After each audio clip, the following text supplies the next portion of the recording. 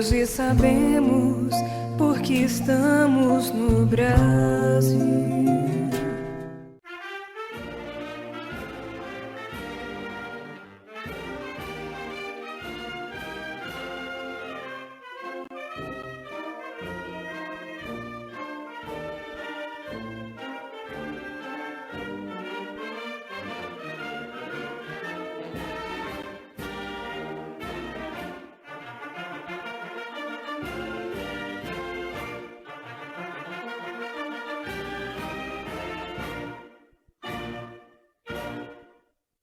Brasil, coração do mundo, pátria do Evangelho.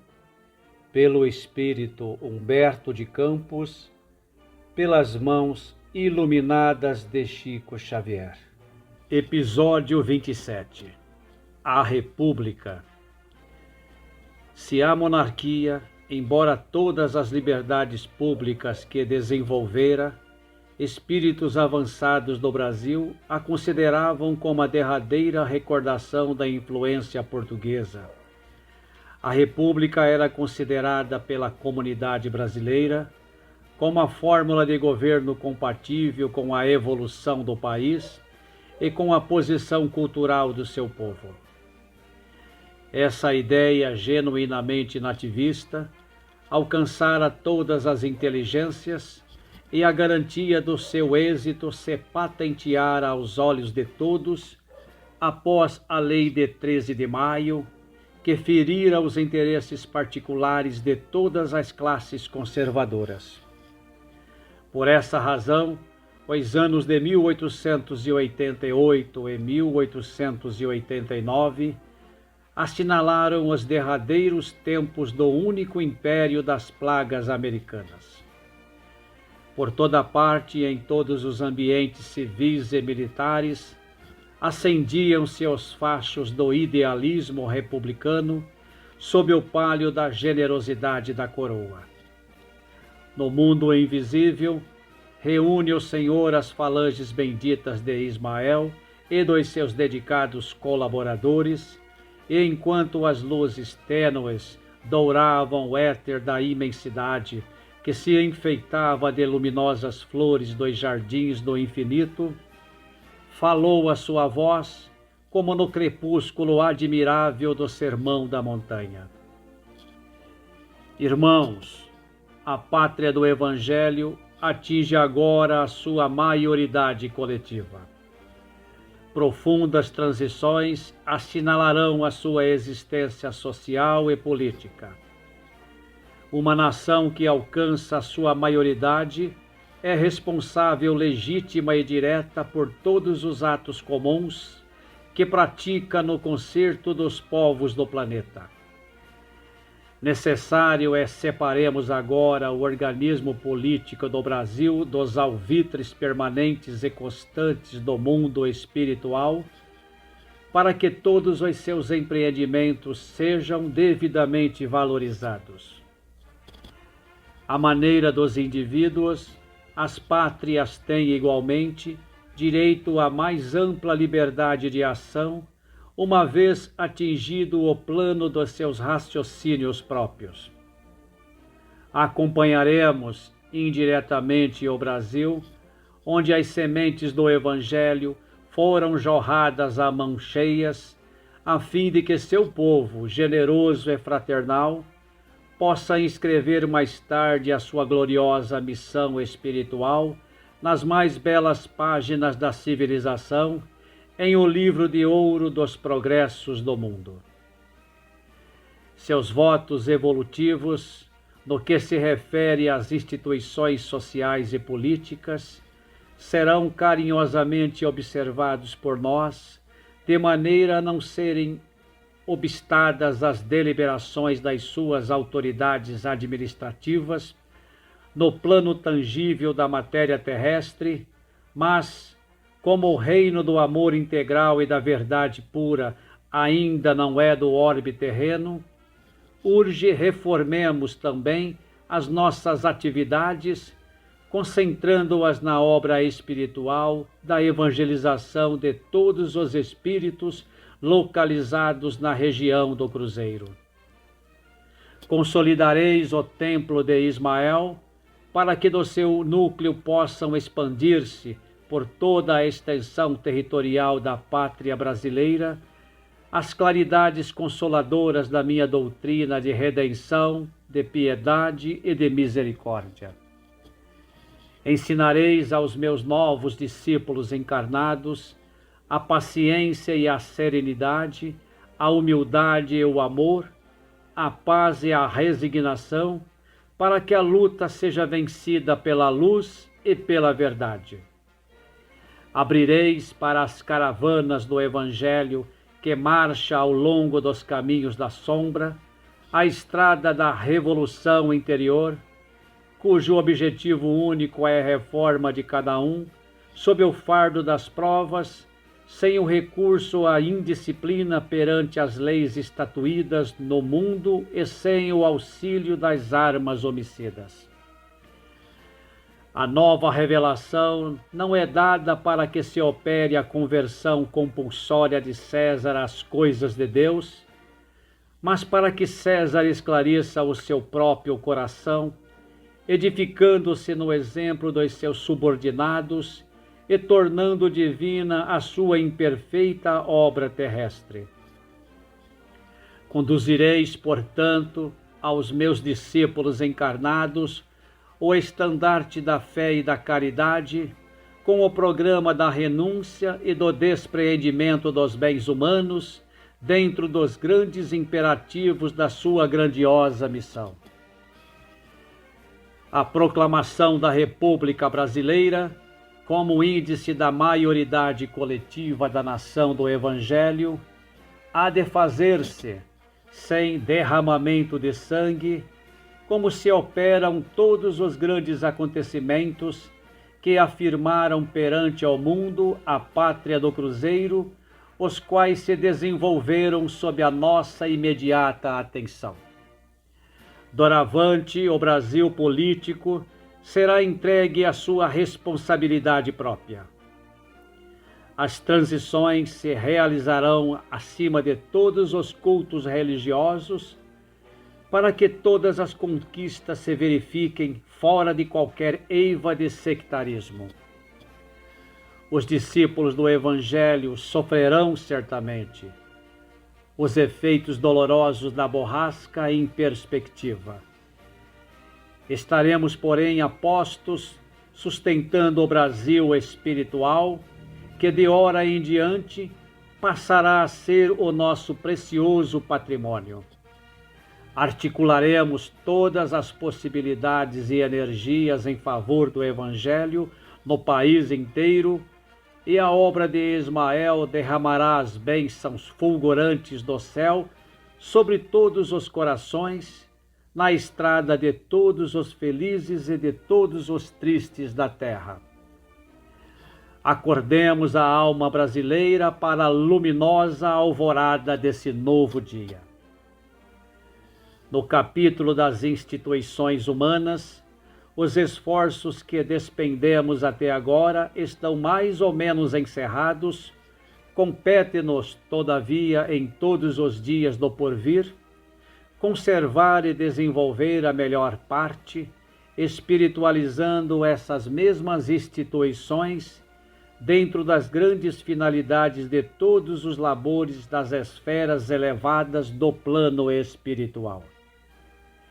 Bem-aventurados todos os trabalhadores da seara divina da verdade e do amor, pois deles é o reino imortal da suprema ventura.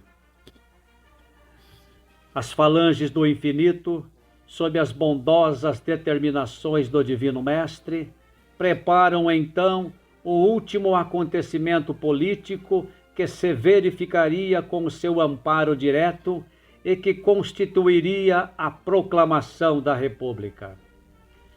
Todas as grandes cidades do país, como o Rio de Janeiro na vanguarda, se entregam à propaganda aberta das ideias republicanas. Os espíritos mais eminentes do país preparam o grande acontecimento. Entre os seus organizadores, preponderam os elementos positivistas para que as novas instituições não pecassem pelos excessos da paixão sanguinolenta dos sectarismos religiosos, e a 15 de novembro de 1889, com a bandeira do novo regime nas mãos de Benjamin Constant, Quintino Bocaiúva, Lopes Trovão, Cerzedelo Correia, Rui Barbosa e toda uma pleiade de inteligências cultas e vigorosas, o Marechal Deodoro da Fonseca proclama inopinadamente no Rio de Janeiro a República dos Estados Unidos do Brasil. O grande imperador recebe a notícia com amarga surpresa.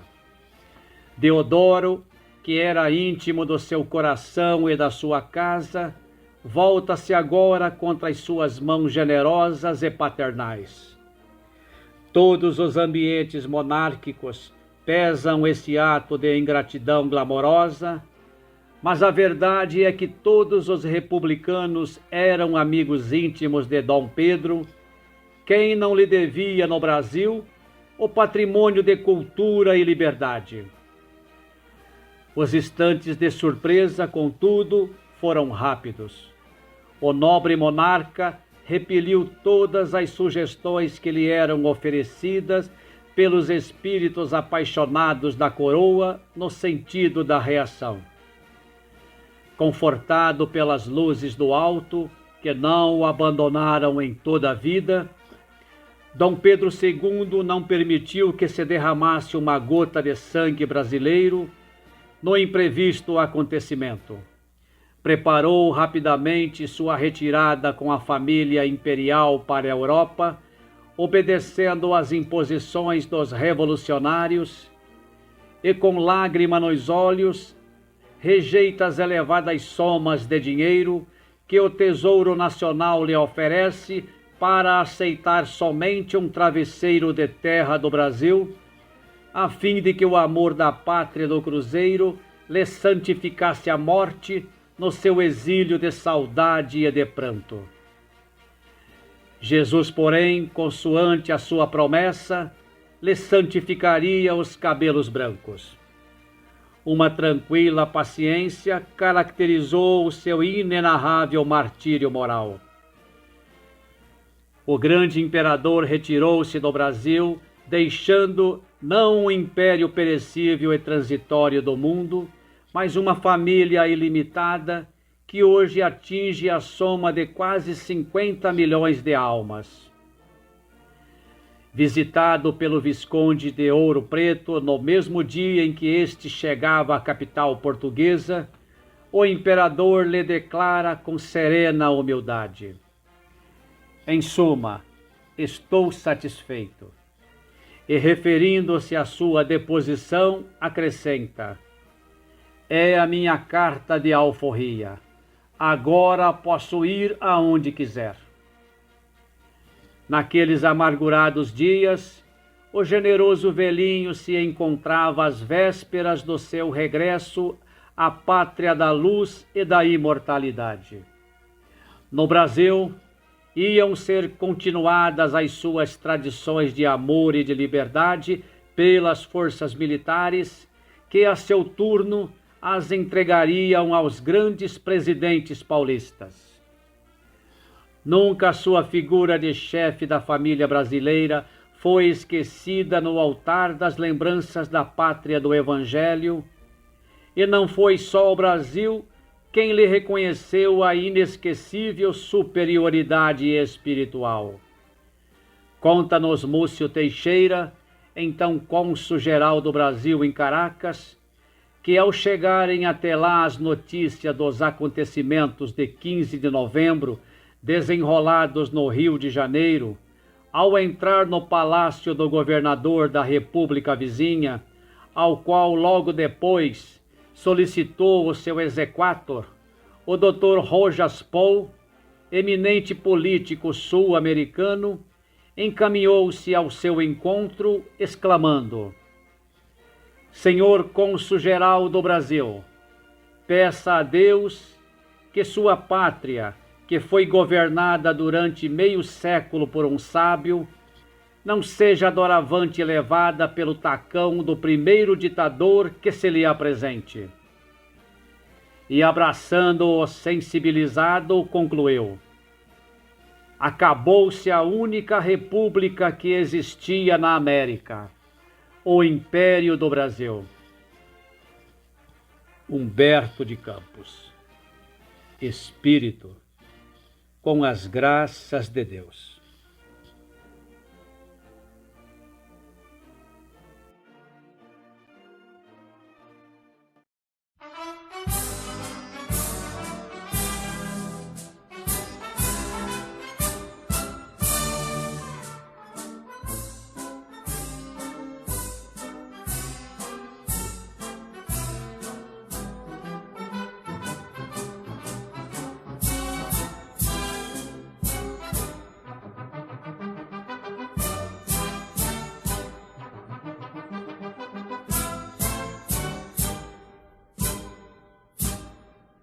Seja um palho de luz desdobrado sob a larga amplidão destes céus, este canto rebelde o passado, bem revindo os mais torpes navios.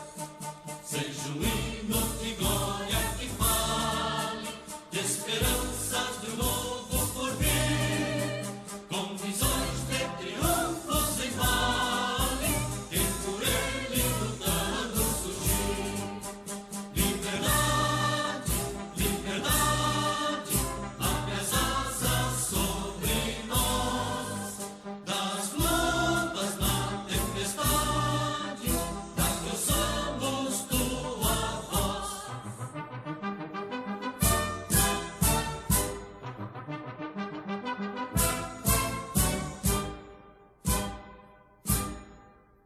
Nós nem cremos que escravos outrora tenha havido em tão nobre país. Hoje o rubro lampejo da aurora nasce, irmãos, não tirando os hostis.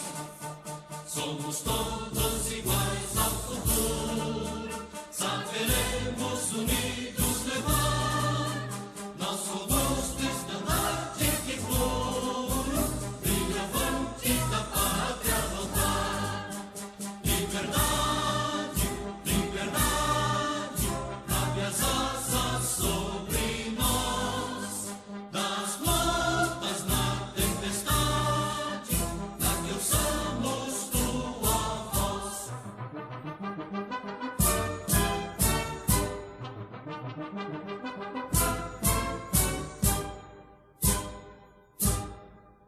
Se é mistério de peitos valentes, haja sangue em nosso pendão, sangue vivo do herói Tiradentes, batizou este audaz pavilhão.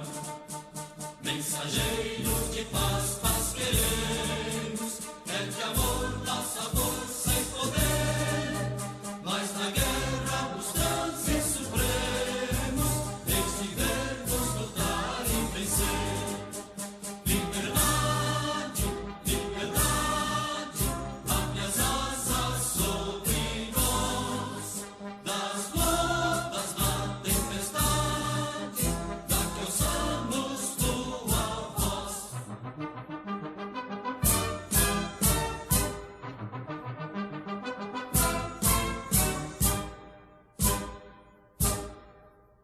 Do Ipiranga é preciso que o brado seja um grito soberbo de fé. O Brasil já surgiu libertado, sob as púrpuras régias de fé. Ei,